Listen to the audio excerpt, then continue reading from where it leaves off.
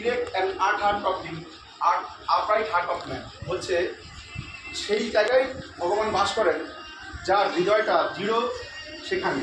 আবার আমরা যদি দেখি আমাদের ভারতবর্ষে প্রশ্ন কবিতায় সেখানে বলা হচ্ছে যে অদ্যাবধি লীলা করে সেই করা রায় কোনো কোনো ভাগ্যবানে দেখিবারে পায়।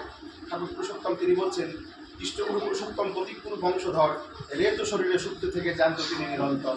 সেই অনাদি রাধে গোবিন্দ তিনি মৎস্য কুর্ম বরাহ নৃসিংহ বামন সত্য শ্রীহরে তেতায় রামচন্দ্র দাপর শ্রীকৃষ্ণ বুদ্ধ যিশু রসুল চৈতন্য রামকৃষ্ণ ঠাকুর অনুকূলচন্দ্র বারে বারে এসেছেন কিন্তু চলে গেছেন। এবার চলে গেলেন না, এবার রয়ে গেলেন।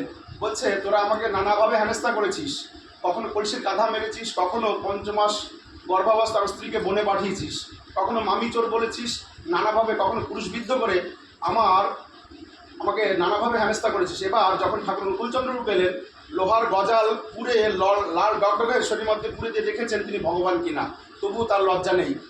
এবার তিনি বলছেন এবার আমি রয়ে গেলাম 10,000 বছর লীলা করবো আচার্য পরম্পরায়।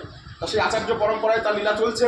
বর্তমান যিনি আচার্যদেব বা আমাদের ভাবী আচার্য অবিন দাদা, সেই ঠাকুরেরই জীবন্ত প্রতিমূর্তি, যে গোবিন্দকে মুনি ঋষিরা যুগ যুগ পায় না, তিনি আজকে বসে আসেন আমাদের এই জীবের উদ্ধার করার জন্য।